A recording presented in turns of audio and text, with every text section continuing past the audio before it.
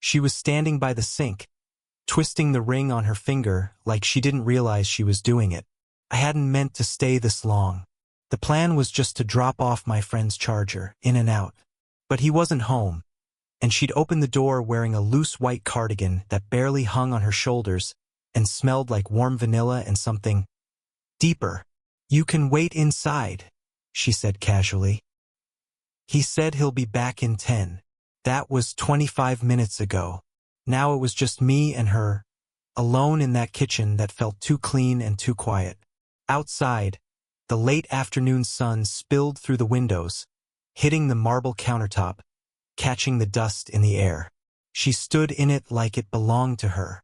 Maybe it did. I was seated on the stool across from her, trying not to look directly at her collarbone, or the way her mouth moved slightly before she spoke. "So, how's your summer been?" she asked, smiling politely as she rinsed out a coffee mug. Kinda boring," I said. "Just work.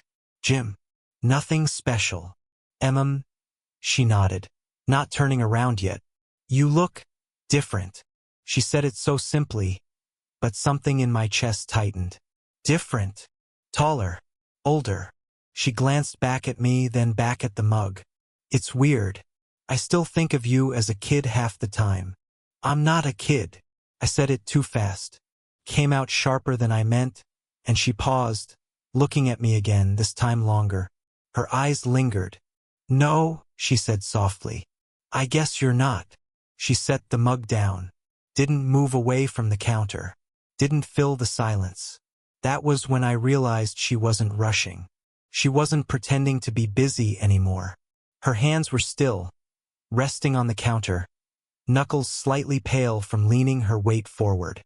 My fingers tapped against my jeans, out of rhythm. I didn't know where to look. She noticed. Of course she noticed.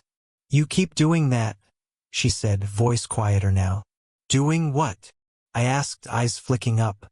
She tilted her head, studying me like she was trying to solve a puzzle. Then, with a gentle, almost teasing tilt of her lips, "Why do you always look at me like that?" It was like she cracked something open. I tried to laugh it off. I wasn't." "Yes, you were." Her voice was calm, but her throat moved as she swallowed. "Even last time, at the barbecue. You think I didn't see you?" "I wasn't trying to." "You weren't trying to hide it either." The air shifted. Or maybe I did. Something about the way she stood, that half step closer to the edge of the counter. Not enough to touch, just enough to dare. I held her gaze now, finally. My heart was going too fast. I didn't know what the hell I was doing. She looked at me the way people look at paintings they shouldn't touch. And then the doorbell rang. She flinched. Not much, just a flicker. Her eyes darted to the front door, then back to me. Neither of us moved. The bell rang again, this time louder. She opened the front door without looking at me again. I could hear the fake lightness in her voice as she greeted the delivery guy. "Pizza, not my friend." I sat there, still on the stool, still feeling that question echoing inside me. "Why do you always look at me like that?" She came back with the box in her hand. "I forgot I ordered this," she said, setting it down, avoiding my eyes now. "Want a slice?" I nodded because I didn't trust my voice. She handed me a plate, brushing my fingers briefly. Not on purpose, maybe. But it happened. And it lingered. We sat in silence for a while. The kind of silence where every bite of food feels louder than it should. She picked the olives off her slice one by one. "You okay?" I finally asked. She gave a little laugh. Not the funny kind. "Why wouldn't I be?" "I don't know. You just seem..." I stopped. Regret chewed through my sentence. "Lost?" She finished for me with a small smile. "That's fair." There was something in the way she said it. Not bitter, just honest. "My husband left 3 years ago," she said. "It wasn't loud. No drama. Just stop trying. And I let him." I didn't know what to say to that. "And your friend, my son, barely comes home anymore. He's got his own world now." She stared at the untouched slice on her plate. Sometimes I feel like a ghost walking through my own house. She glanced at me then, quickly, then away again. What about you? She asked, voice softer. You ever feel like that? I nodded. Yeah, a lot lately. Why? I hesitated. Then, because nothing I do feels real. Like I'm just filling time until something actually starts. She looked at me differently after that. Like she saw something she hadn't expected. That's exactly how I used to feel at your age, she said. Except I waited too long to change it. The way she said it, it made me want to close the space between us. Just a little. And I did. Not much. I slid off the stool and stood beside her at the kitchen island. We weren't touching. Not yet. She didn't move away. Do you regret it? I asked. What? Waiting too long. She turned her head toward me. Her eyes searched mine, and something in her expression softened. Something older, sadder, but warm. Yes, she said. Almost every day. There was a silence after that. Not heavy, just full. She reached for another slice, and her hand grazed mine. This time, she didn't pull away. We didn't say anything. Just stood there, skin touching barely. Like if we said it aloud, we'd ruin it. Her fingers were still against mine when the front door creaked open. Mom! I jolted back like I'd been burned. She stepped away just as fast, hand dropping, voice snapping into something casual. In here! She called, too bright. I backed up to the counter and grabbed the pizza box like I'd been helping. My heart was pounding loud enough to feel it in my ears. Her son, my friend, walked in, holding his phone. Oh, you're both here, he said, eyeing me briefly. Yeah, I said quickly, too quickly. Was just grabbing a slice. He nodded, but his brow creased. You were here an hour ago. Traffic. I lied. His mom smiled like nothing was wrong. We were just catching up. He's changed so much. Yeah, my friend muttered, still eyeing me. You okay, Mom? I'm fine, she said. Just tired. Work's been a lot.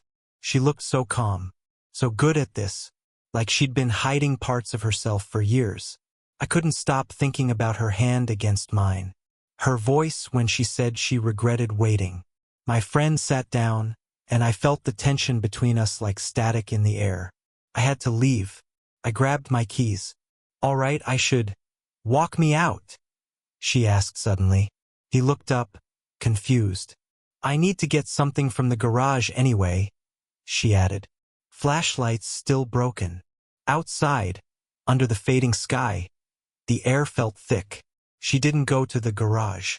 She just stood there, arms crossed, eyes scanning the street. You okay? I asked. She nodded, then shook her head. No, not really. I didn't mean to. I know. She looked at me. But we did. Even if it was just a touch. There was a silence. Not like before. This one was sharp. You're his friend, she said. You're half my age. You didn't pull away. Her breath caught. She looked down at the pavement like it might give her answers. Then, without warning, she stepped closer. This is insane, she whispered. I know. She reached up, fingers hovering near my face, like she wanted to touch, but couldn't allow it. I can't do this, she said. But I think about you more than I should. Her hand brushed the side of my face. Just for a second. The garage light flicked on suddenly. We both turned. My friend stood in the doorway, staring. Mom! She dropped her hand. I stepped back. No one said a word. The silence after that felt colder than the night. He hadn't said a word to me in days. Not at the gym, not in the group chat, radio silence. And I couldn't blame him. I'd be furious too if I walked out into the night and saw someone I trusted leaning too close to my mother. But I wasn't sure what I regretted more. Betraying him? Or walking away from her when she looked at me like she almost didn't want me to. The silence was eating at me, and so was the need to see her again. I showed up late Sunday knowing he'd be out. I told myself I was just returning his jacket. I even brought it, still folded, untouched, but we both knew it wasn't about that. She opened the door slower this time. Hair pulled back. No makeup. Still beautiful. You shouldn't be here, she said, even as she stepped aside to let me in. I know. She closed the door behind me gently, like she didn't want the sound to carry.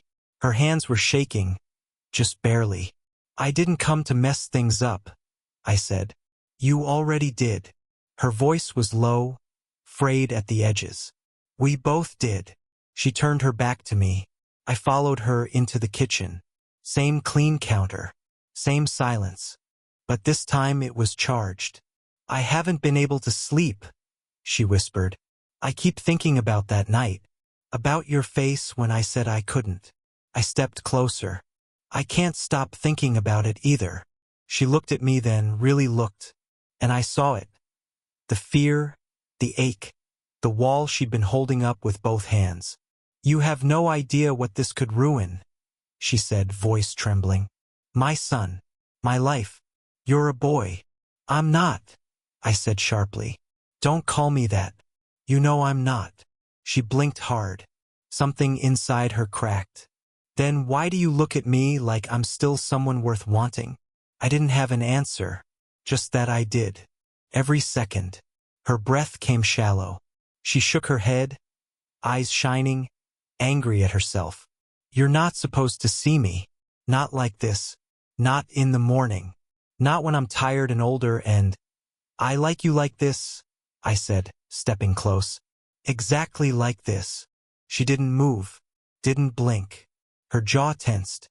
I'm not some fantasy, she said.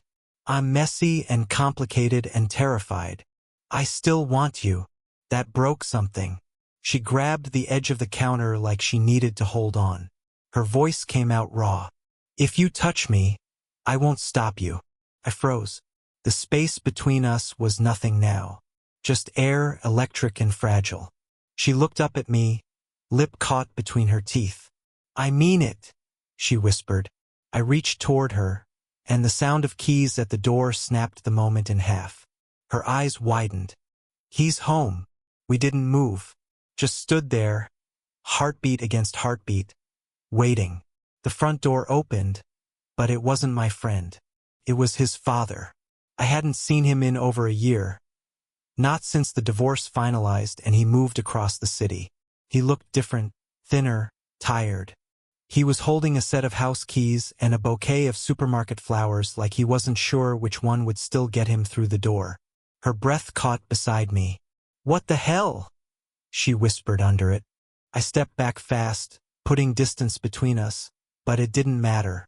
His eyes locked onto me immediately, then flicked to her, then to the space between us like he could feel something had happened here.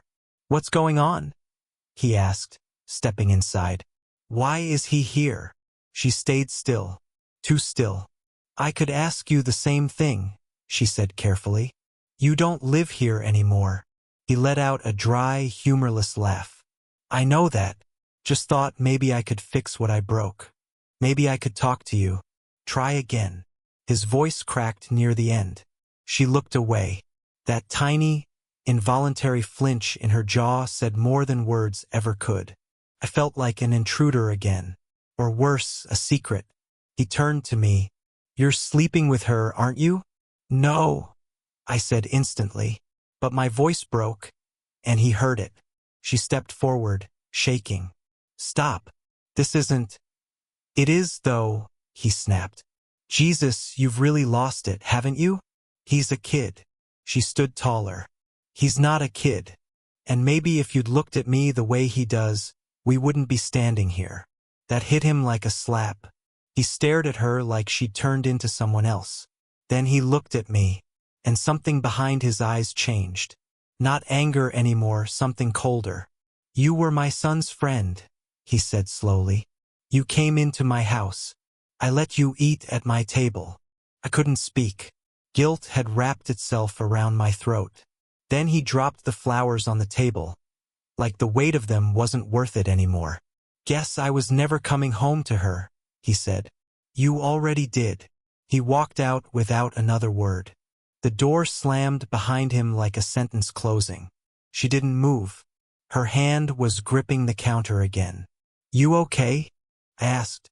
She didn't answer, just looked at the flowers, then turned her back to them. "I didn't know he'd come," she said. "Do you want him back?" She paused. Then, with the smallest shake of her head, "No." The silence grew heavy again. But then she whispered, almost like it hurt to say it, "But I don't know if I want you either." I stepped back. The floor felt unstable. "What does that mean?" "I don't know yet," she said. "But I need to know that whatever this is, it's worth what it's already cost." She turned toward me, eyes full of something fragile, and before I could speak, her phone buzzed. She stared at the message on her phone for what felt like forever. Neither of us spoke. We didn't need to. That single sentence, "Did you sleep with him?" changed everything. She set the phone down gently, like it was made of glass. Her hands were trembling again. "I should call him," she said, but she didn't move. "I should explain." "What are you going to say?" I asked quietly. "I don't know." I swallowed hard. "Do you want to lie?" She looked up at me then, and the rawness in her eyes leveled me. "No, I'm tired of lying. I've lied to myself long enough." Silence stretched out again. Her breathing was shallow. Mine wasn't any better. She stepped closer. Not fast. Not dramatic. Just careful. Honest. "I didn't plan this," she said. "I didn't want this. You were just supposed to be my son's friend." I nodded because I was supposed to feel the same way and didn't. And yet, her voice broke. "You see me in a way I haven't felt in years. You ask me things no one else does. You look at me like I still have a heart that's worth touching." I couldn't stop myself. "You do." Her throat worked as she tried to hold back tears. "But he's my son. And you?" "I know." It was the first time it really hit us both. The weight of everything we weren't supposed to be. She turned away for a moment, pressing her palms against the counter, breathing hard, grounding herself. "Do you regret it?" I asked. She didn't look back. "No, that's the hardest part." I stepped toward her, close enough to feel the warmth between us, but not touching. "Not this time." "So what now?" I asked. She turned slowly. There was nothing guarded left in her expression. "I want to be honest with my son," she said. "I have to be, even if it means he never forgives me. And us." She shook her head, but it wasn't a no. "Not exactly. We're not a lie, but we can't be a secret either." Her voice was low, certain. "I'm not hiding. Not from anyone anymore." I didn't know what to say, so I didn't. I just reached for her hand, and this time, she let me hold it. She squeezed once, then stepped back. "I'm going to talk to him." I nodded. "Okay. Give me time. If he walks away from me, I need to be sure I didn't lose both of you." I nodded again, this time slower. She kissed my cheek, soft, real, and then walked out of the room. I stood there, alone with the weight of everything we were, and everything we might still be. It's been 3 weeks since she walked out of that room. 3 weeks since I heard the front door close and left her kitchen for the last time. I haven't seen my friend since. He blocked me the next day. I can't blame him. He lost his trust in 2 people at once. That kind of wound doesn't heal overnight. But she did what she said she would. She told him the truth. No softening it, no dodging blame. She called me afterward. Said he didn't yell. He just sat there and asked, "How long has this been going on?" She told him the truth. It hadn't been anything. Not really. Not yet. But it could have been. "I think that hurt him more," she told me. Knowing it was real. Not just a mistake. We didn't talk again for a while. I thought that was it. Thought maybe we'd both disappear into our own corners, carrying the ache of what we almost became. But then yesterday, I saw her again. She was sitting alone at the back of the coffee shop near campus. Hair loose, sweater hanging off one shoulder, a half-read novel open on the table, and 2 empty espresso cups beside it. She looked up. We locked eyes. And for a second, maybe less, everything around us went quiet. I walked over, not knowing if I'd stay. "You always show up when I least expect you," she said, smiling small. I wasn't sure if I should. Neither was I. I sat across from her. "Have you talked to him?" I asked. She shook her head. "No. I'm giving him space. He needs to forgive me on his own time. Not for us, but for himself." I nodded. She wasn't asking me to wait, but she wasn't walking away either. "So what do we do now?" I asked. She ran her finger around the rim of her cup, then looked me in the eye. "We start over. And this time we don't hide. No more doorbells. No more whispered excuses. Just you and me. Honest. Out loud." It wasn't a grand declaration. There was no dramatic music or teary reunion. Just 2 people sitting at a table, hearts bruised but still open. And in that quiet, I realized something. This wasn't about defying the world. It was about choosing to show up. For her. For myself. No matter how complicated it looked from the outside. So I reached across the table and took her hand. She didn't flinch. She just held on. And for the first time, it didn't feel like we were crossing a line. It felt like we were drawing one around something real.